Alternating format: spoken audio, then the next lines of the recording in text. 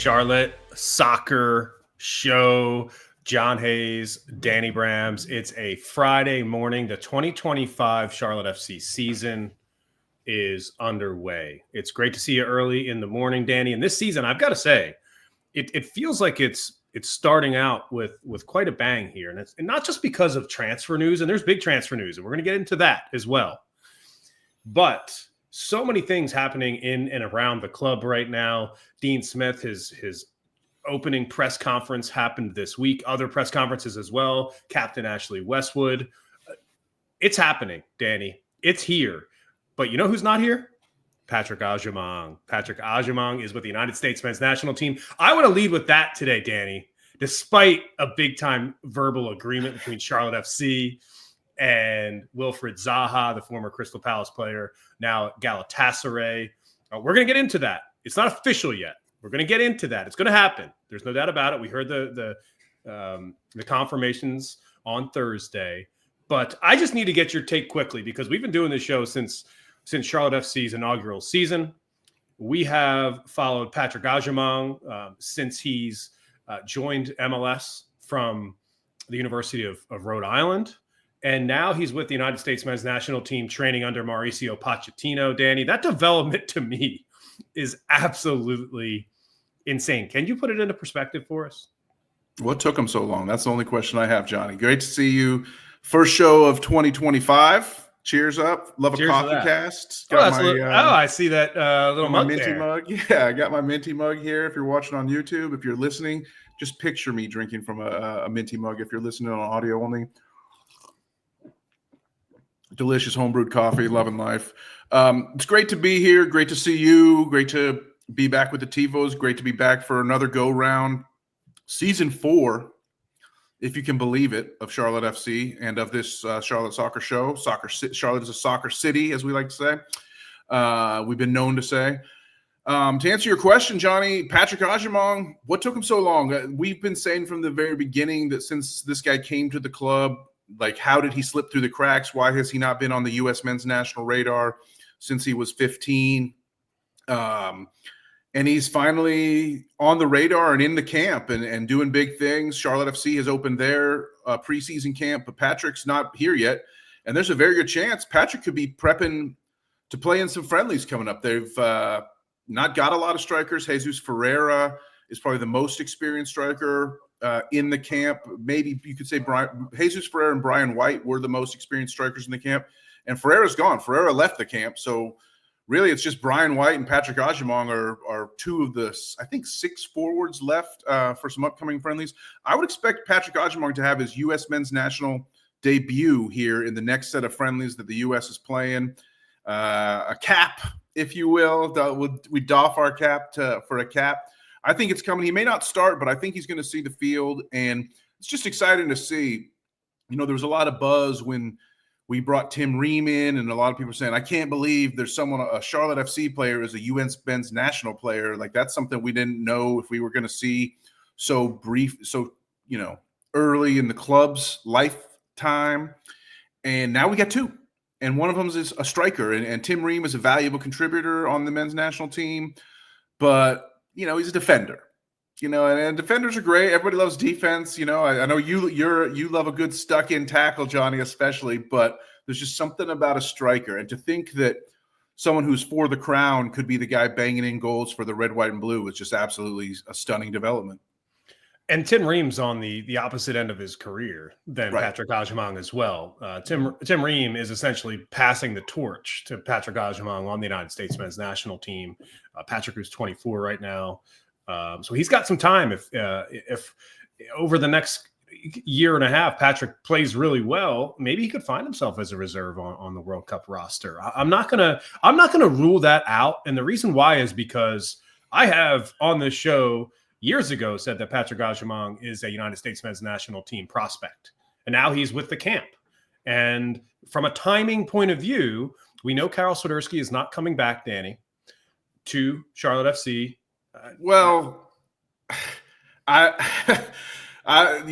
We think he's not. No is a strong word there when you're dealing with Zoran Krneta, but he has indicated that he would be surprised if we start the season with Karol. But then he was also saying, he told us last year he'd be surprised if Karol came back on loan from Verona, and lo and behold, surprise, surprise, he did come back. So Zoran has been known to say one thing and then be surprised later. So as of now, Karol is a Charlotte FC player, but the word on the street is he's being heavily shopped. And the other word on the street that Zoran told us is that he thinks one of the reasons Karol's so keen to get a move on and move out is because he doesn't want to end up on the bench behind Agyemang and with nowhere to get on the field. Exactly, and I just think it's busy up front right now, especially with this agreement with new DP Wilfried Zaha, and you've got Liel Abada on that front line as well. And as Karol Swiderski offers depth, there's no doubt about that, and so does Patrick. I mean, I think, is Charlotte FC a better team with all of those players involved? Yes, but the Karol Swiderski experiment at this point can't continue to go on like it has. And I think that what we're seeing in reading the tea leaves is that Charlotte FC is just willing to offload this guy at a loss, just like they did with Enzo Capetti. Yeah, with the numbers we've heard tossed around are $3 million price tag. Don't know exactly how accurate that is, but that would be a lot less than we paid for him initially when we brought him in as the club's first ever DP. And you know, don't get it twisted. Karol scored what should have been a match-winning goal in an elimination game, game 3 of 3 in the first round of the MLS playoffs last year. Karol's a guy that has scored some big goals for this club. He's instrumental in some monumental moments.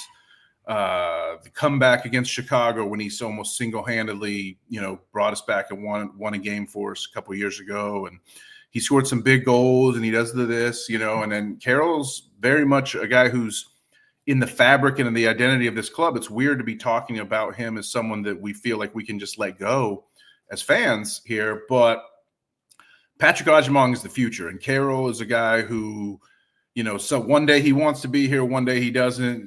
You never quite know what you're going to get with Karol, and I think he's been a good soldier, and I think if surprise, surprise, he does end up starting the season in camp and doesn't get sold off before the season.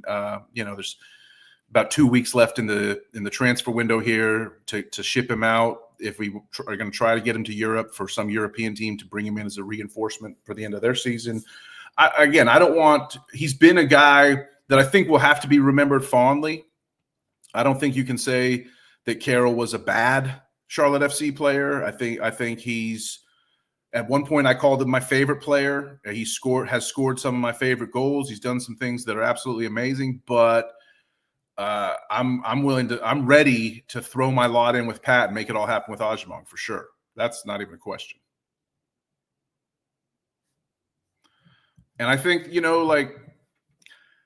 in the end, where do you stand with Karol, John? Well, it's an exciting time, and the reason why is because it's in with the new and out with the old, and it's at some point you just have to make that decision, and it's a decision that's been lingering and lingering and lingering for this club, and this has been an off season of change. There's been a lot of connectivity between Charlotte FC's inaugural season, its launch, the 10-person committee that was with TSE that made this team happen. Remember, the startup within the organization. That's what Charlotte FC was. It was a startup within Tepper Sports and Entertainment. And the other football team, yeah. The other football team, exactly right. And there was a lot of connectivity from that conception to the end of season gut-wrenching loss at Orlando, which featured a huge goal from Karol Swiderski, one of the biggest goals of the season. Right. And that connectivity was there. But don't forget who started that. Agyemang started that match and scored a goal in the first half that was wrongly ruled offside. Sure. And so that is that sort of bridge to the future that you're talking about. Right. But my point is that you get into the offseason and that's when the reset button was hit. Mm-hmm. When Orlando scored in added time and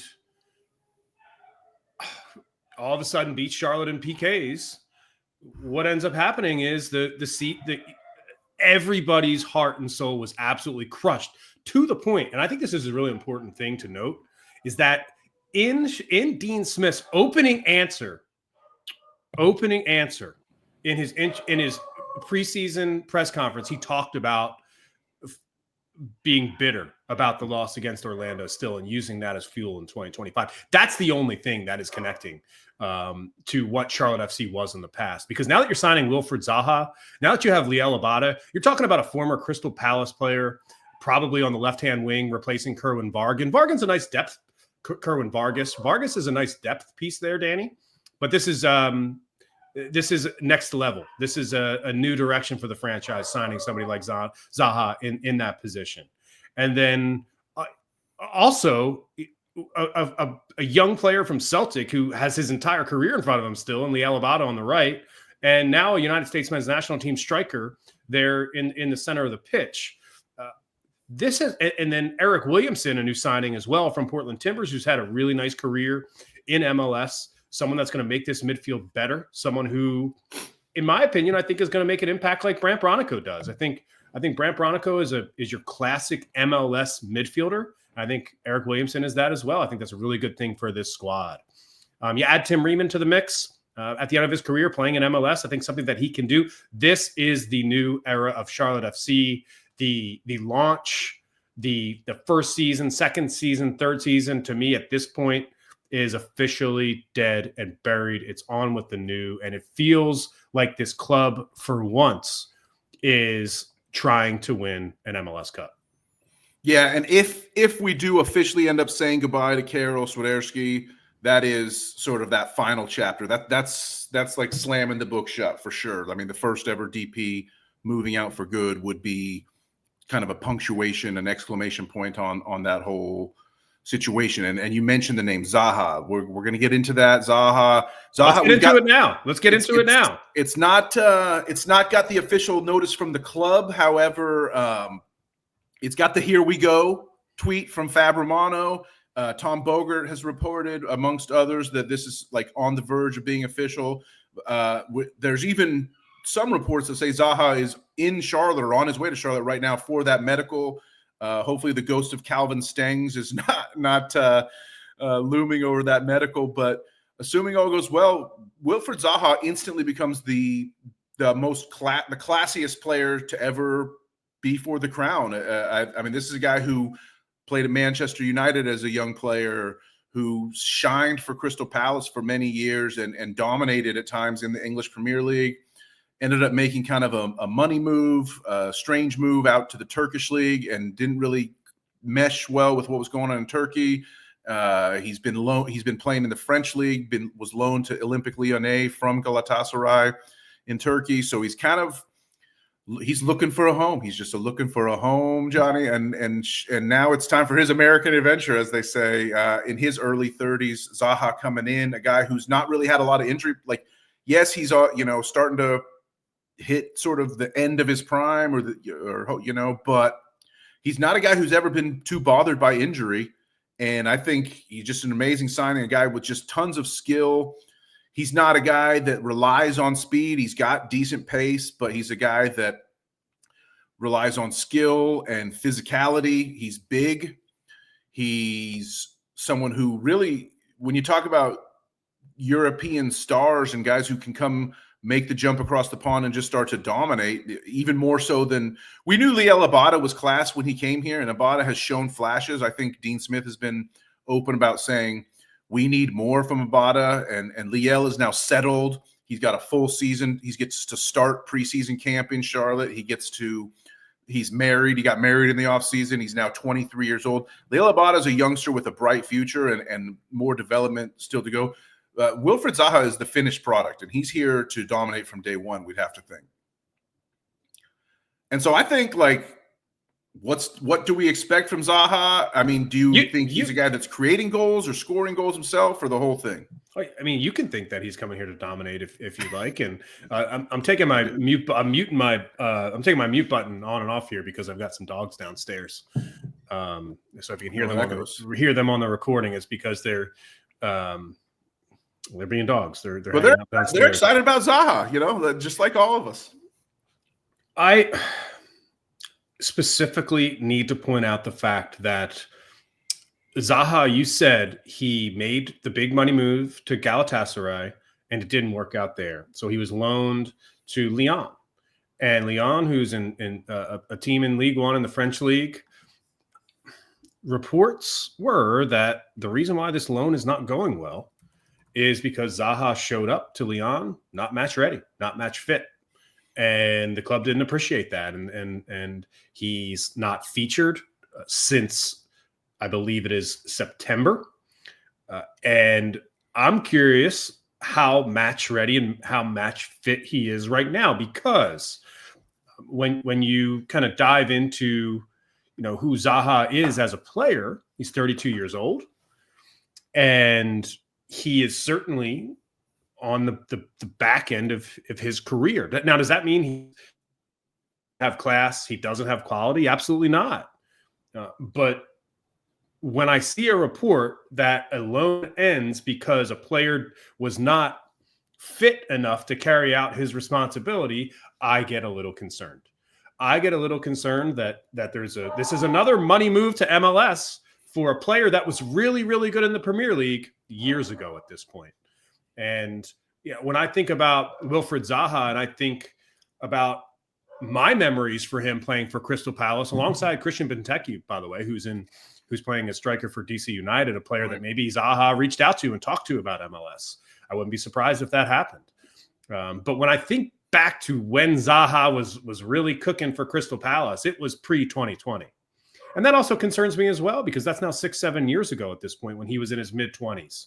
I am not saying that this is a bad signing. It's a loan deal, and it's another loan deal. It's a DP loan deal. That's what we're expecting to see. But all that I'm saying is, I think the entire story needs to be discussed. I think there's going to be a lot of people that sit around and talk about Wilfried Zaha from Crystal Palace in 2008 and 2019. All I'm telling you is it's 2025.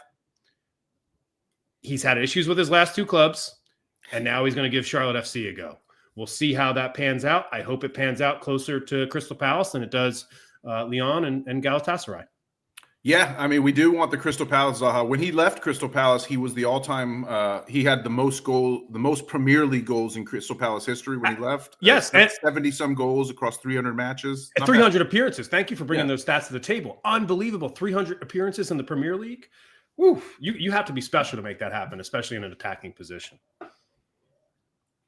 I think, not to denigrate MLS or anything. I'm a champion for MLS at all times, but it's a different, like someone with the class to do that in the Premier League, even if they are a little bit older, a little bit longer in the tooth. I have to think that they're coming here to show that class and show some of the, the poorer defenders. The bottom of MLS can be pretty bad at times. And so if Zaha comes over here and is in the type of form that we know he can be in, if he's bought in attitudinally, if he's regretful of how things have gone to Lyon and how things panned out in Turkey, and he's motivated, I think we're getting a steal. I don't know exactly the money that'll be involved. You'd have to assume he's going to be up there with Diabata salary-wise as one of the highest-paid players in the club. But I just think it's the right time, the right move, and this is a player that this is the type of player that we can go get as Charlotte FC. It's tougher to recruit. The superstars, that might want to go to Miami or LA or New York or things like that. A lot of people over in Europe, they don't know where Charlotte is. I mean, we know and we love it. And people come over here and fall in love. Look at what Ashley Westwood has done. He's fallen in love with the city of Charlotte, and others have as well. But when you talk about Abada coming in, it was because of special circumstances. When you talk about Westwood coming in, guy with his class and his pedigree, it's because he's a little bit older. If Zaha works out and is bought in the way Ashley Westwood is bought in, I think it's going to lead to nothing but amazing things for the Crown. Aside from the individual player, right? And we can discuss the individual player, and that's fine. We can talk about his accomplishments, and they are more than impressive. But from a squad point of view, right? I think this is actually where the signing should be lauded, right? Where Zoran should be, and Dean Smith specifically, should be kind of given their due. And the reason why is because if you looked at the squad, there was just like one glaring omission. mainly because Karol Swiderski refuses to play on the wing, but he refuses to do a lot of things. Zaha is going to come in and he's going to play on the wing. He's going to potentially play in that number 10 role. He's not. I don't think he's going to be a player that comes in and demands to play striker. I think that in Dean Smith's system, Zaha will be, whether he plays on the left wing or the right wing. For me, it depends. I think game by game, both Abada and Zaha could switch. And within the game, Abada and Zaha could switch. And there's a situation here where Zaha plays the 10 and Pep Bial, who's coming back on a loan from Olympiacos. And I always get Olympiacos confused with another club. That's why I say it that way. But Olympiacos, Pep Bial is here as well, right? So we're talking like this is crazy. I want you to think about this for a second, right? From a squad point of view, we're talking about Crystal Palace to Galatasaray to the United States men's national team to Celtic. Like that's a pretty freaking good front line as far as historical clubs that you expect quality, and now all of a sudden Charlotte has that quality. From a squad point of view, this signing is exactly what the Crown needed. I am just not going to sit here and just assume that the signing is going to work out. That's all. That's my job. That is your job, Danny. I am hopeful that this signing works out. But what does it show? I think it shows something that's really important to you. It shows ambition, doesn't it? Of course, you got to have ambition. And let's break it down in terms of what, because before this Zaha signing materialized, we first started hearing about this late December, that it was a possibility, and then it all really came together in the last few days as far as actually happening. And it's almost like Charlotte FC was going down two paths. There was the Zaha path, and there was the Miguel Almiron path. Then there was all this talk. There's a lot more smoke and chatter about Almiron. Oh, we're getting Almiron. We're going to bring him back. We're going to screw Atlanta over and bring their former superstar back to MLS. His time at Newcastle has kind of started to wind down, and Miggy's return is happening via Charlotte, and that's going to be great. And that started to sort of overshadow the Zaha rumors even after they came out, right? As it's happened, it looks like we made our choice. I'm guessing that money was probably the major motivator. Miguel was demanding a big salary. Newcastle was demanding a big transfer fee. Now we're able to bring Zaha in on loan, and his salary probably will be about the same as what Almiron would have wanted, but maybe a little bit less. My thing is, I'm not so sure that whether money was the major motivation or not. I think we luck out because Almiron, you look at two guys. Zaha is, I think, let me look this up briefly as I keep talking here. He's 30-something years old, right? 32. He's 32. Almiron is 31, if I'm not mistaken. Or 30. Almiron's 30. So I think he would be 31 when the season starts, if I saw at one point. So they're about the same age. If you're getting an older player, Almiron, what I'm trying to say is Miguel Almiron is a guy whose game, when he's at his best, his game is very dependent on speed, first step, beating a guy with his pace. That's how he shined in MLS. That's how he made his way to the Premier League, is always being the fastest guy on the pitch. That's not exactly what Zaha does. Zaha is a big physical guy who uses his body and clearly is athletic, but he's a little bit more of a skill player, a little bit, he's both stronger and more finesse, whereas Almiron is pure speed. So I actually think if you're getting a guy who's in his early 30s and sort of heading into that, rounding the curve towards the tail end of his prime, I think you're going to want the guy who's like Zaha, who's depending on touch, skill, and class and physical presence more so than speed. So I think there's now there's talk that Almiron is going to come back and go back to Atlanta. Charlotte FC had discovery rights on him and had the right of sort of first chance to bring him back. Atlanta said, we want to talk to him. Charlotte granted that right.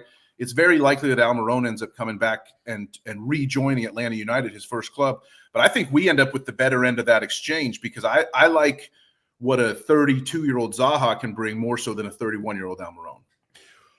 Hearing you say that, I agree 1,000%, and you're spot on. It's a really nice point. And I think there's a comp there's a Wilfried Zaha comp out there for sure. A player that Charlotte FC fans are obsessed with talking about, a player that for the ever since Dean Smith has been hired, people have had their pie in the sky transfer wish around Jack Grealish. Jack Grealish is the same type of player as Wilfried Zaha. They're the type of player, and both of these players began this type of play at clubs that weren't in the top upper echelon on European football. And I want to be clear about this. Galatasaray is that. Galatasaray is a Champions League club, yeah, massive club.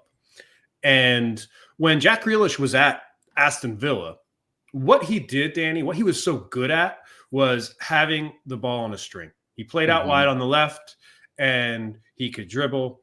He could maintain possession. He would take fouls. When Aston Villa needed to have a little bit of possession and needed to start controlling the game, Jack Grealish is who they gave the ball to. And Wilfried Zaha can be this exact same player. I mean, he is, you talk about skill, and I think it's important to say this. I mean, you're talking about world-class dribbling and ball skill ability here, right? To where if Zaha, and this is why I made the comment earlier about maybe playing the number 10 position, right? Is because, and combined with what you said, we already have a player like Miguel Almiron. We have that guy. Abada. Correct. Yeah, he's 10 years younger. Exactly. Yeah. So let's just continue to send Abada on those back post runs at top speed, and Wilfried's going to be on the ball, waiting to find Abada on that back post, waiting to beat his man, waiting to slot the ball into Pat. This is what I'm talking about from a squad point of view. Now we've got into tactics, which is great. We're starting this tactical discussion about how Zaha fits into this club. It's really exciting to talk about, and from a business point of view, right, Danny?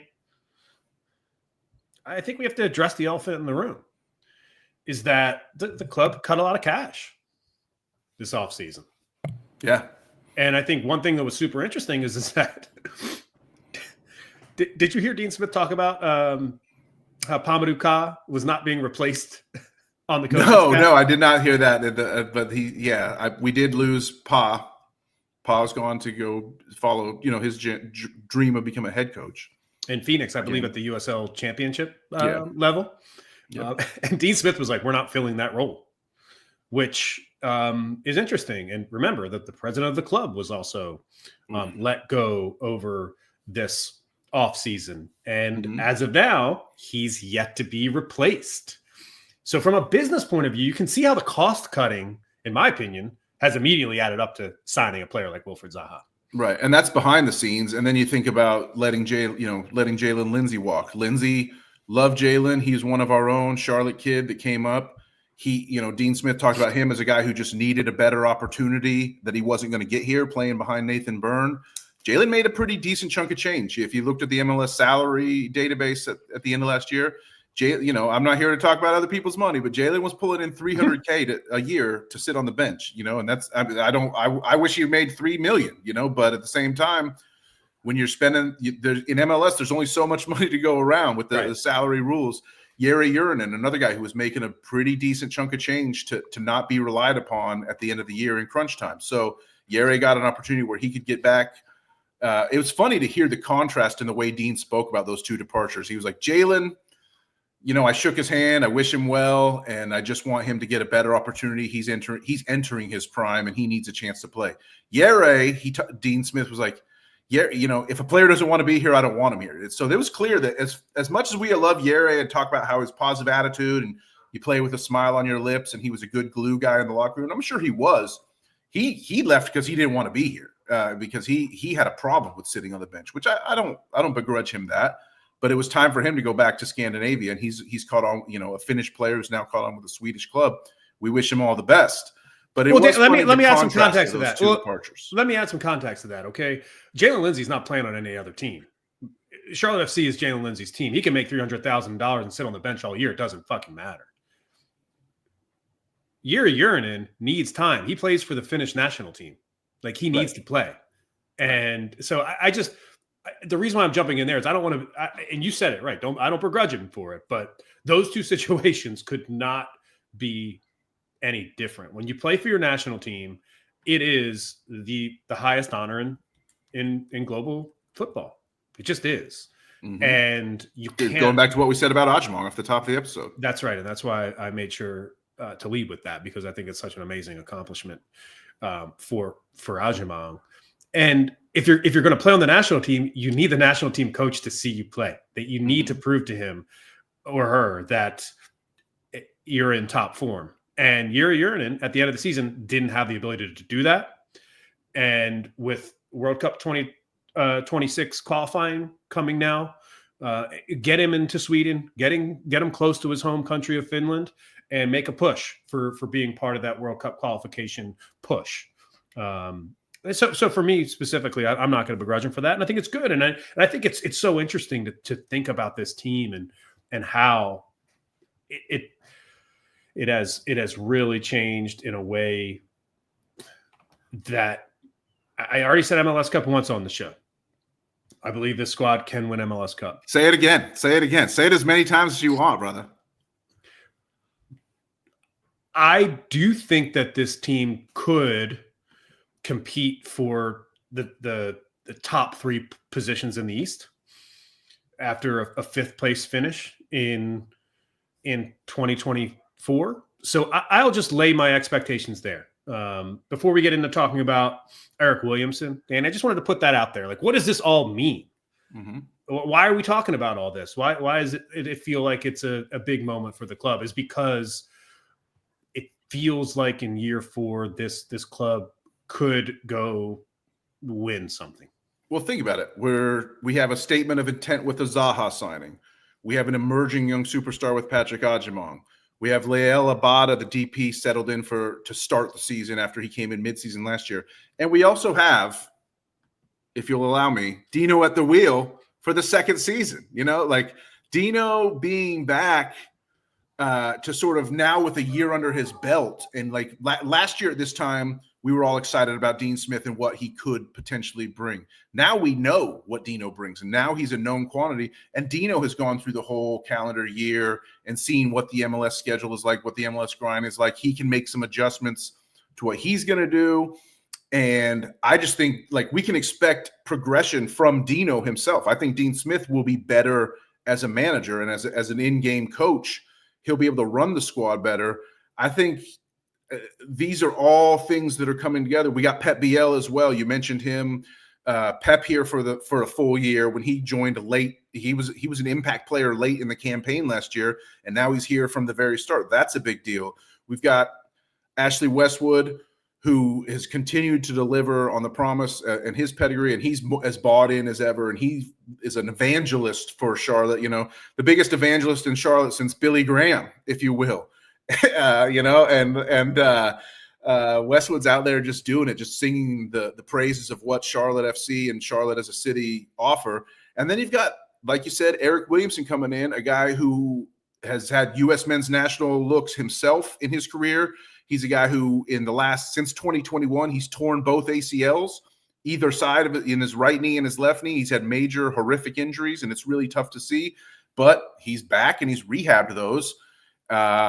I like what Williamson brings as far as pushing Brant Bronico, as far as adding squad depth, as competition for places, as Dino likes to talk about. Diani's back.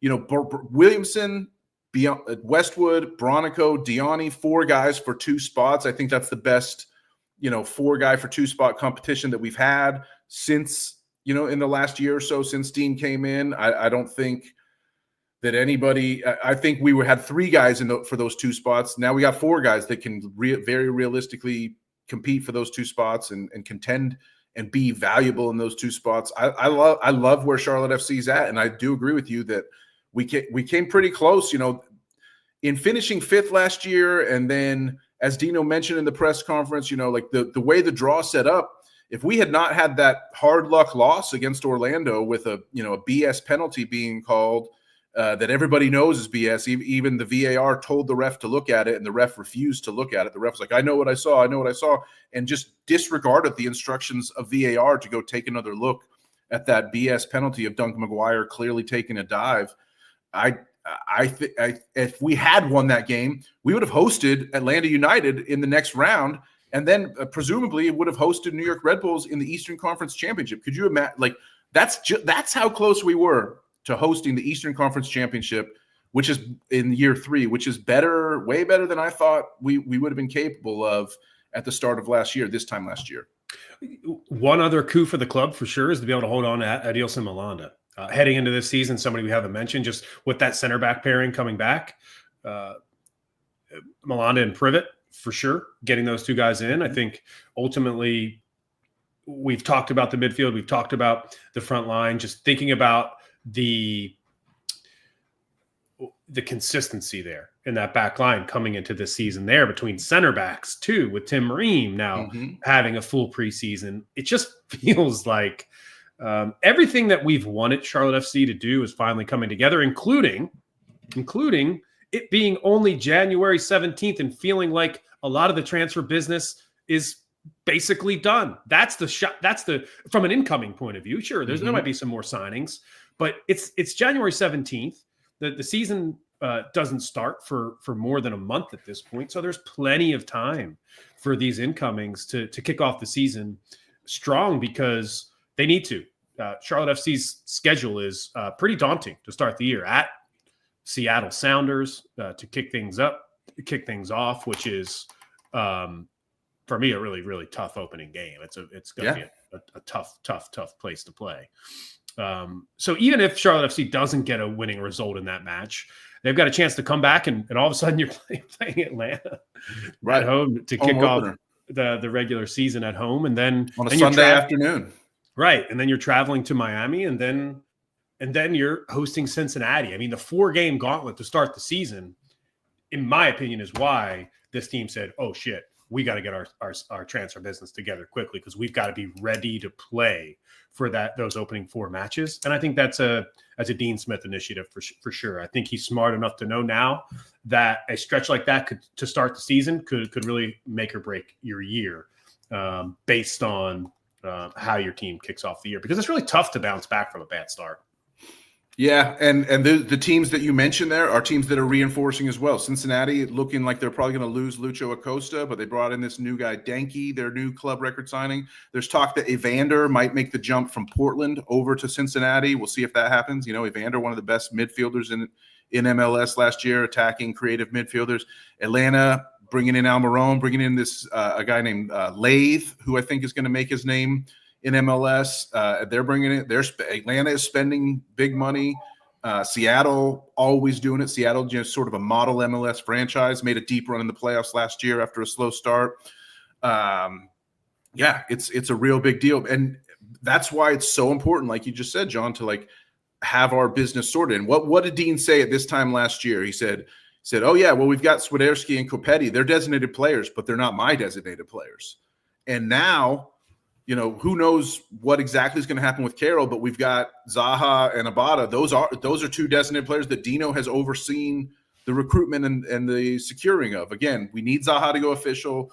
It feels all but official. It did feel all but official with Calvin Stengs last year as well, but we need to figure out exactly what's going to happen with Karol. Again, the word on the street from ZK is that I'd be surprised if he starts the season with us. We'll see if that, you know, surprises happen. So they're not impossible. But yeah, I totally agree with you in terms of having our business sorted earlier than ever. It's a really good position to be in. And I wanted to get into one question with you on that back line that you mentioned, John, because I know you love to talk tactics.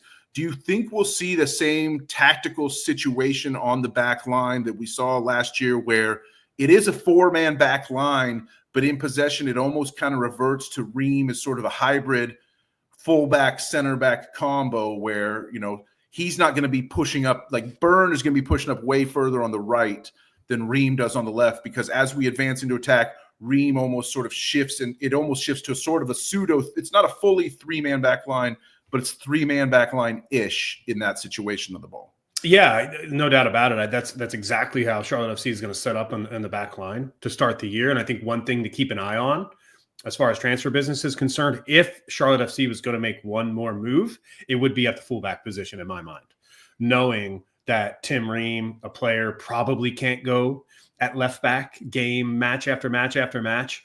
It actually might be nice to move Tim Ream inside.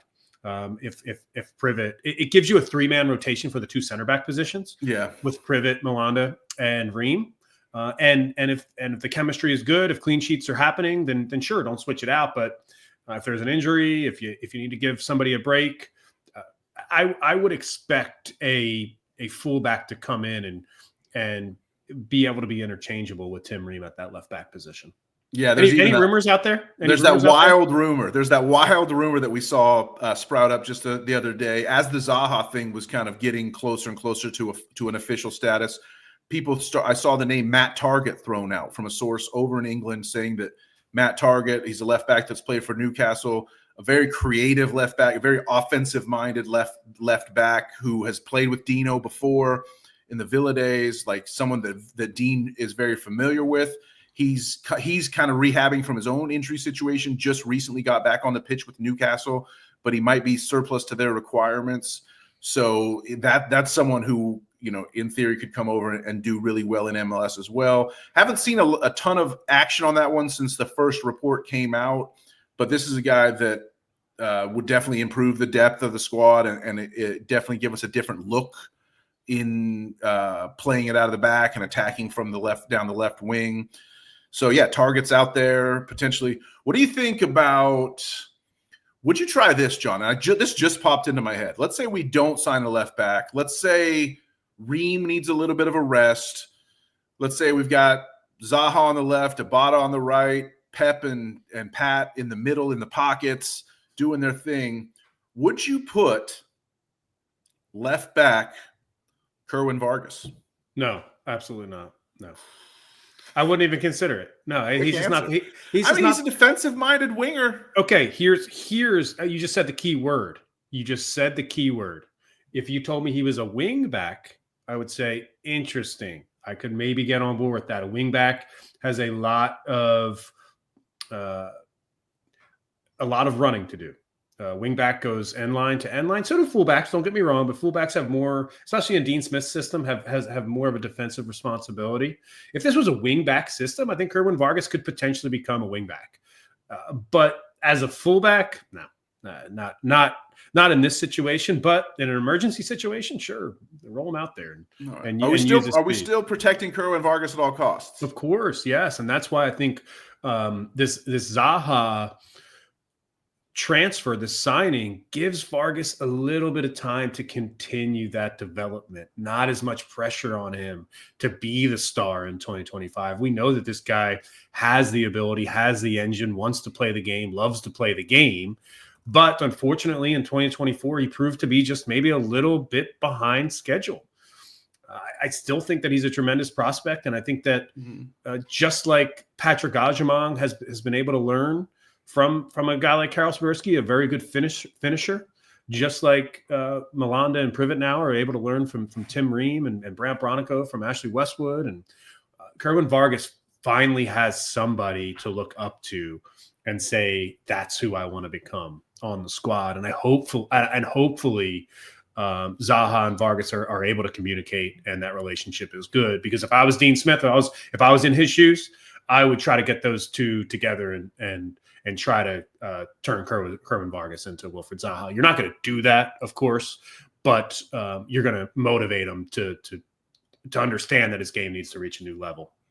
And don't forget, Kerwin's just barely older than Abada. He's just 23 years old himself, so he's got a lot of development left to do. I know Dean said something or Zoran said something recently when I was talking to him. He said, when you're 23, you pretty much are what you are. But I don't necessarily agree with that. Not to question his expertise and his acumen, but I do think that players have the ability to get better between ages of 23 and 27 for sure. Well, I think in Europe, in the European transfer market, I think Zoran is right. That is the context he was speaking of as well. Yeah. Okay. Well, and I think that's right. I think because in Europe, it's really tough to be a late bloomer. because of the way the academy system is, the way that European football is set up. MLS is trying to build that academy system. The Philadelphia Union, I think, is a good example of a team that has done it and done it well. And players are, if you are in the Philadelphia Union Academy, by the time you're 23, if you're a good player, yeah, you might be exactly who you are. But for a guy like Kerwin Vargas, who really didn't come up in a professional academy and has bounced around from continent to continent early in his career, there's still a lot of meat on that bone as far as development is concerned. And I think that's, in my opinion, that's probably more of a Western Hemisphere, North America soccer fact, if you will, that late bloomers happen compared to Europe, where there's just so many more scouting eyes on it. In the United States, especially because of college, right? You've got like when you're young and you're coming up and you're playing ball, you either if you're really, really good, you go to Europe and you get in one of those academies. If you're good, you then go to college, you take time and you get out of college. You're 21, you're 22, you're 23. And by the time you get to be 25, you've only been a professional for like 5 years. And you might peak when you're 28 or 29, because this league, its quality, its level just isn't as high as others. Well, think about some of the names that this time last year, I think I've said the phrase "this time last year" like 12 times in this episode. Well, this time last year, it definitely felt different than this. Yeah. So like if 100%, because you think of, these are some names that were like, we need these guys to show up this season in 2024.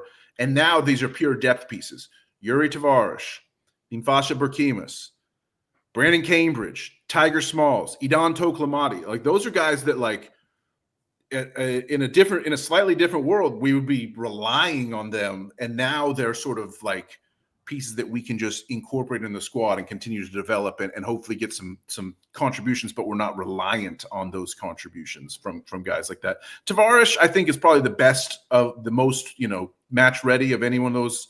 But Toklamati scored a bunch of goals with Crown Legacy when he came over. Nimfasha is still a young kid with a lot of development who's been playing U.S. national stuff. Tiger Smalls, he kind of didn't really take advantage of some opportunities he got last year, but also still very young and very pacey guy that I think Dino likes. So there's a lot of like young talent that's now can develop at its own pace, and it's not necessarily like do or die. We must have these guys contribute or else.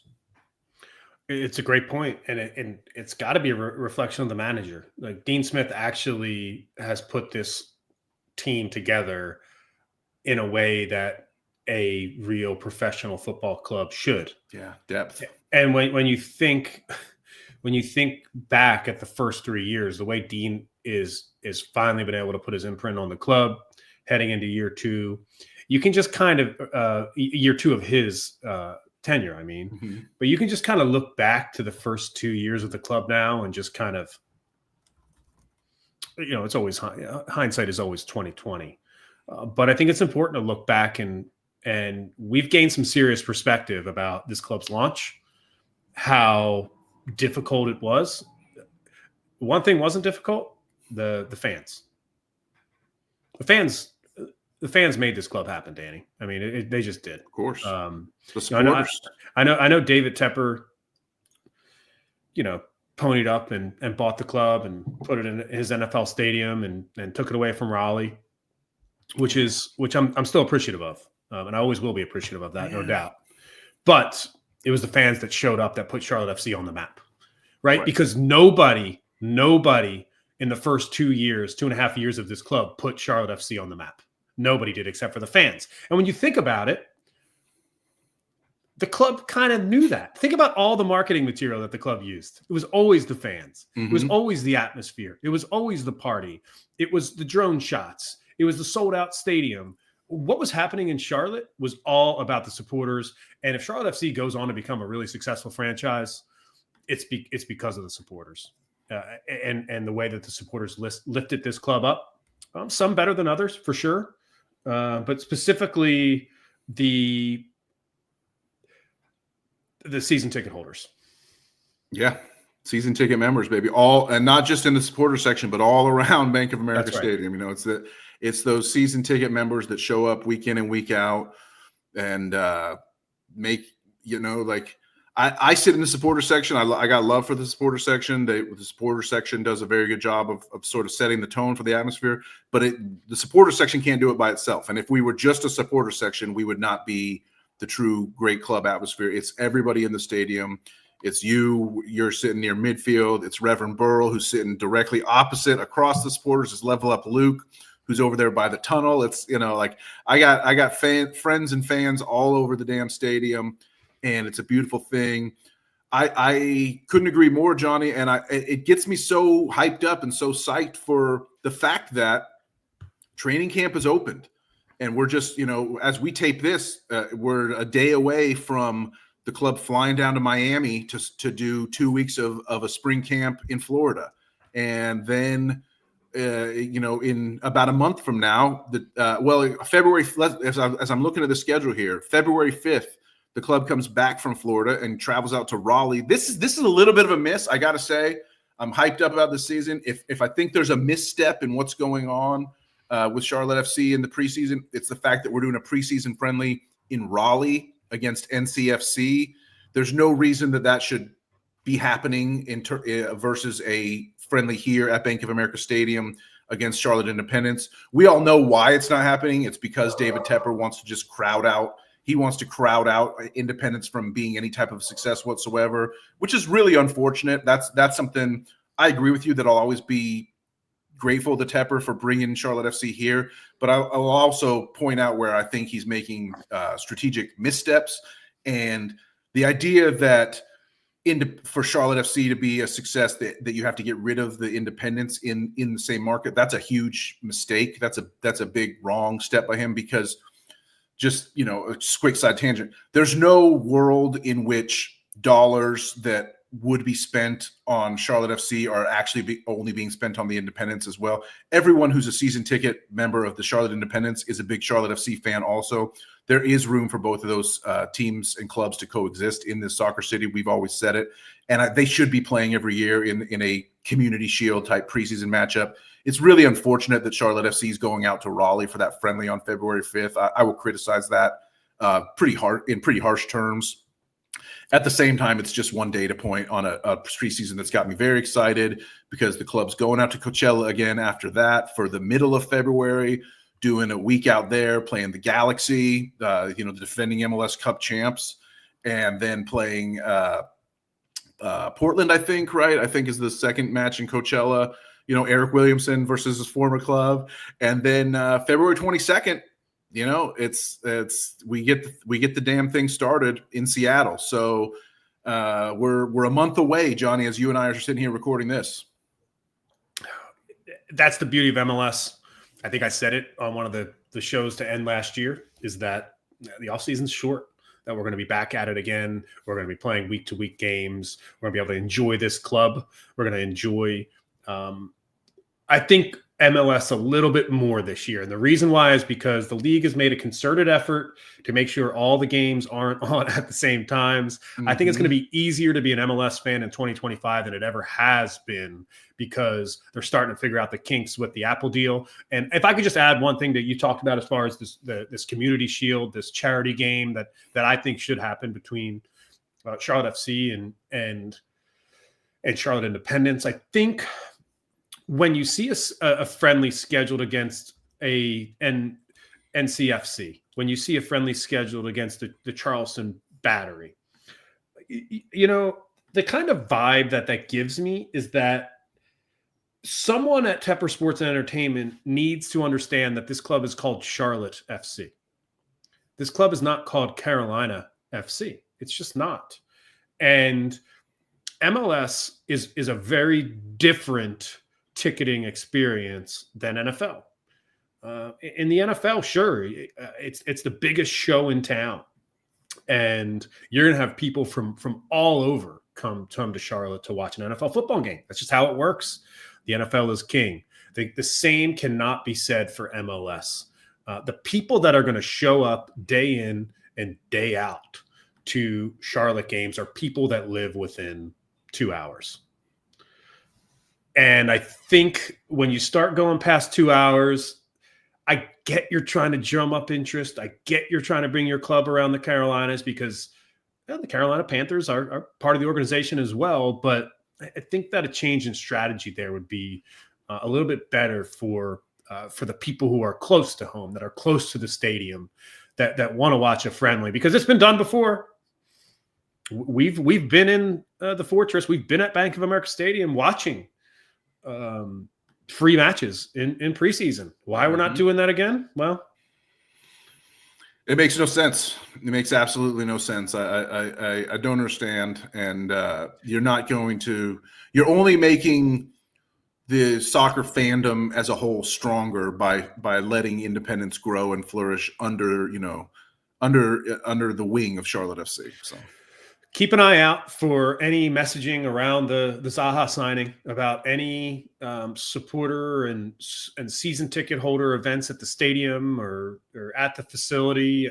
I'd be interested to see. I think one thing about this club, Danny, that has separated itself under Joe LeBou's leadership is that connectivity with the supporters. Now that Joe LeBou is no longer part of this organization, yes, he is a consultant, and I would imagine Joe is consulting this team, saying, "Hey, we've got to connect here with the fan base here soon, because we haven't really done much so far in 2025. I think we need to look out for that here in the next couple of months." Yeah, I'll even go to say, even if it's not about the independents.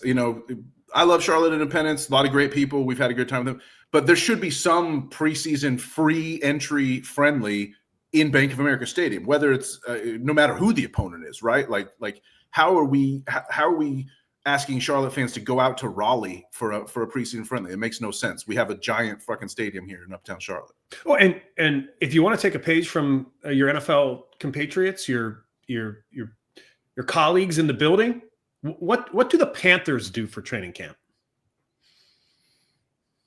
They invite. I have no fucking clue. I don't care. They invite fans. Fans are allowed to come to training camp. Fans are allowed to come watch practice, and that is not the case for Charlotte FC preseason. And sometimes I think you got to ask yourself why. Why isn't that an initiative? Why shouldn't fans be able to come watch practice in preseason just like they do in the NFL? I think it'd be great for not just the league. I think it would be great for the team specifically, because then that's how your fan base gets to know these guys, gets to feel like they're connected with them when they see them outside of match days, on training days. It could be an intra-squad game. It could be, Charlotte AFC A versus B. We got the depth that we just spent an hour talking about. Right. I don't understand why there's not more local preseason accessibility. Great point. It's Charlotte Soccer Show. Danny, it's been a blast hanging out with you this morning, talking about this 2025 season. It's great to see you. I hope this is a good listen, a good watch for people over the weekend here as you're ramping up to really get these games started. Get down to Florida, like you said, and start playing some closed door matches and getting this team prepared for the 2025 kickoff. It's our plan to be back with you at least weekly during the 2025 season, for sure. We will be here covering this team. We took some time off this offseason. It's super fun to be back. This is officially our first kickoff show for 2025. So I'm proud to say that the Charlotte Soccer Show experience will continue. Yeah, and it feels like we literally just sat down to start recording, and then I look at the timer there, Johnny, and we've been talking for an hour. So that's just like it's really always fun to be on mic with you. Really appreciate everyone who gives good feedback or negative feedback about the listening experience and what it's like. And I am honored to be looked at as people want to hear what I have to say about Charlotte FC. I'm going to try to keep earning that every single day. And we do everything, we'll be bringing back interviews. We'll be bringing back guest appearances. Who knows exactly what form this show is going to take as the season progresses, but that's been kind of the beauty of it all along, is you never really know. You just enjoy the surprises. He's Danny Brams. I'm John Hayes. It's Charlotte Soccer Show. And as always, for the crown, baby.